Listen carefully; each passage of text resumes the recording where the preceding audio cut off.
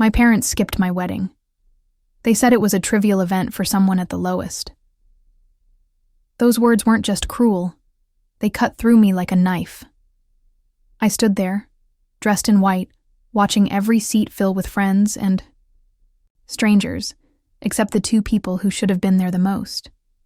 Their absence wasn't an accident. It was a statement. A loud public declaration that I wasn't worth their time, their love, or their pride.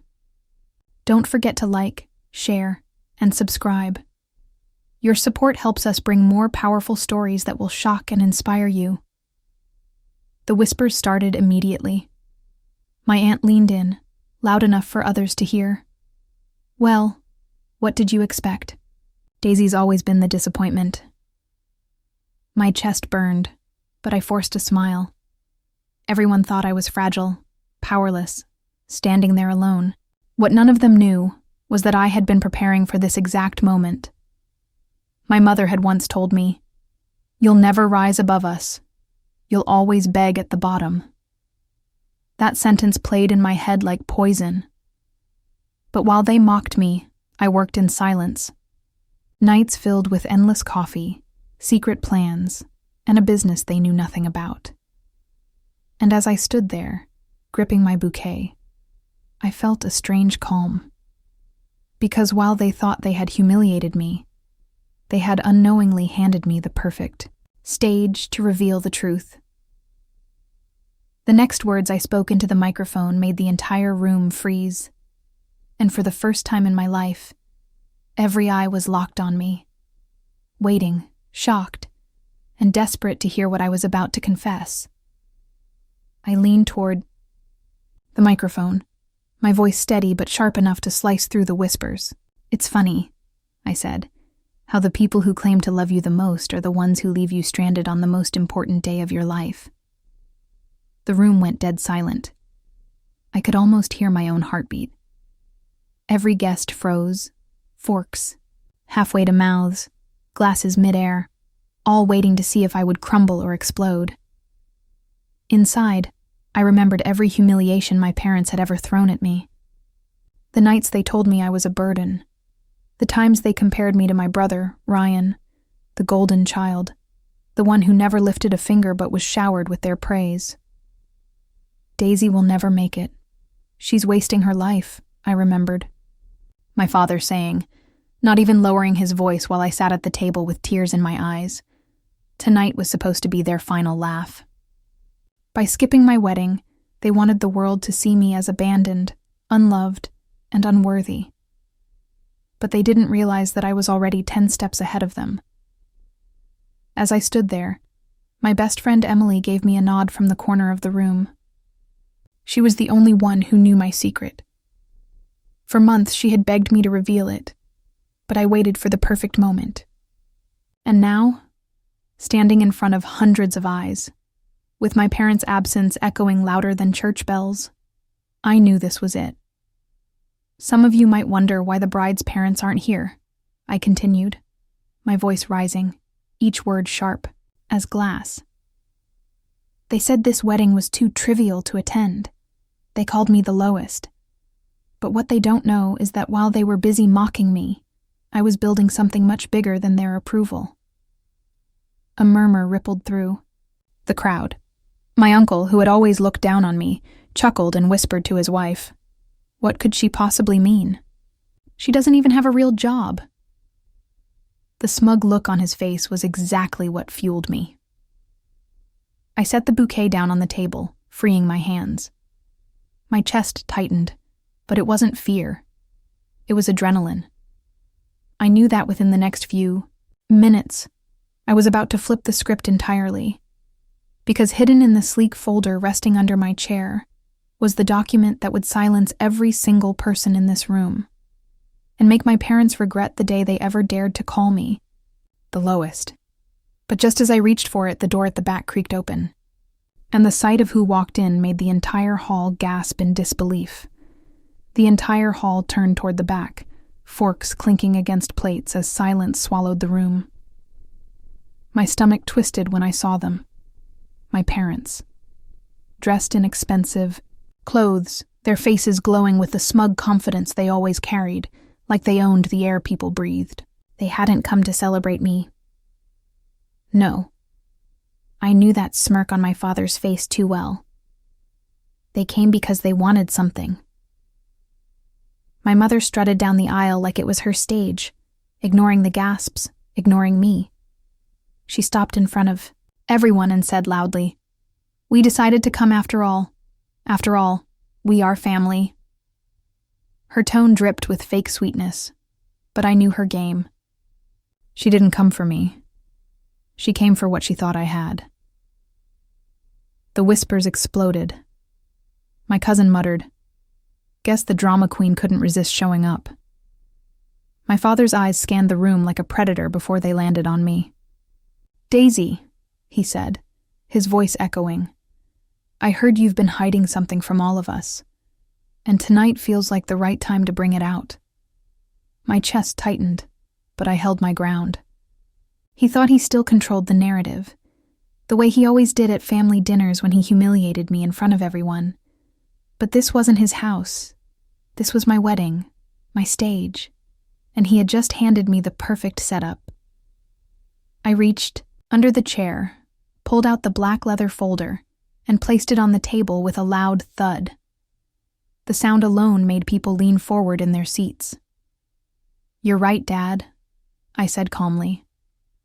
"I have been hiding something, and since you finally decided to show up, I think now's the perfect time to reveal it." Emily's eyes widened, her hands gripping the tablecloth like she already knew what was coming.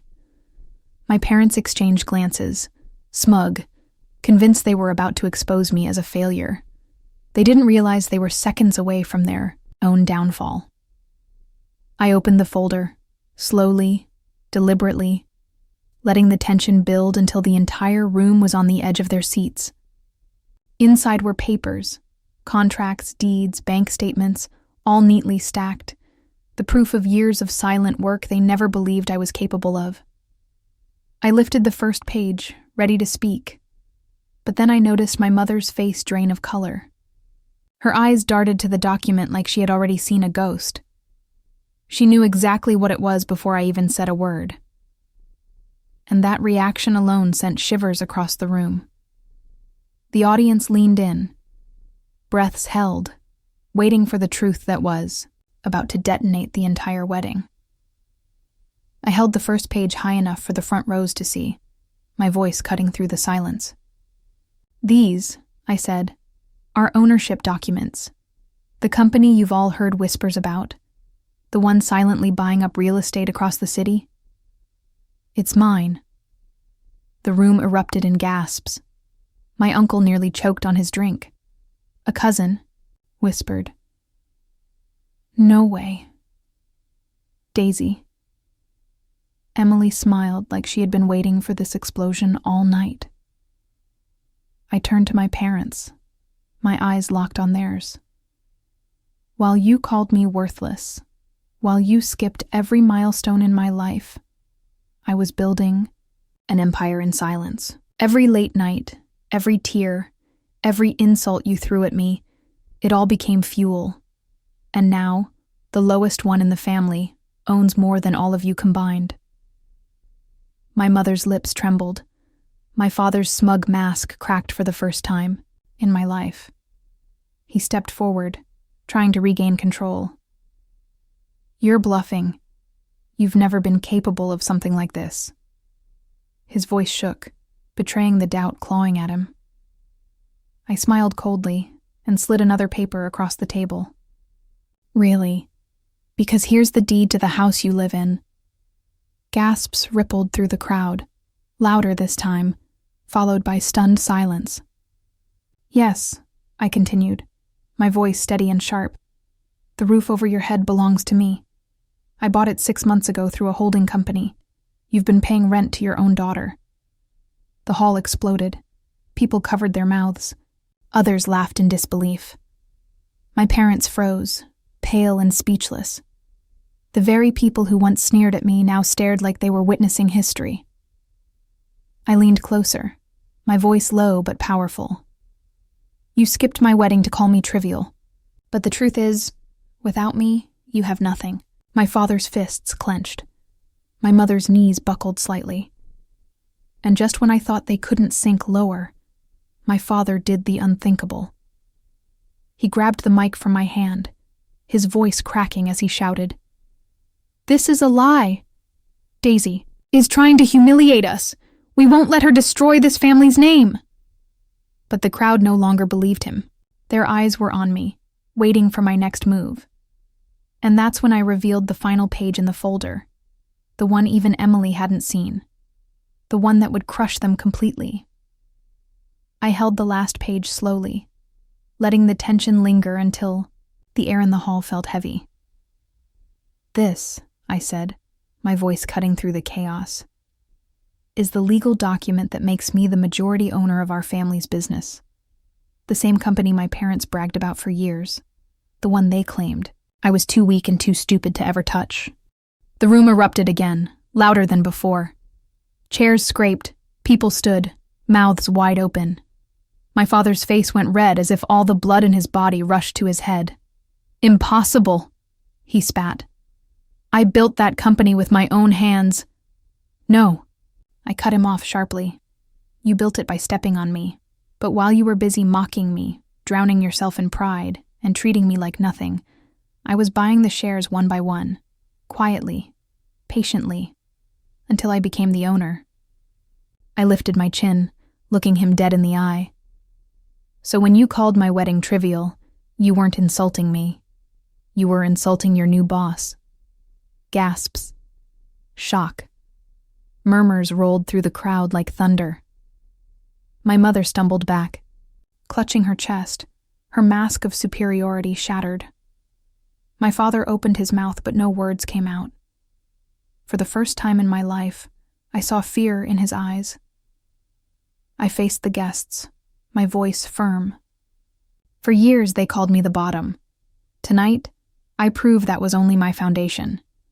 From now on, no one, not even my parents, will ever call me trivial again.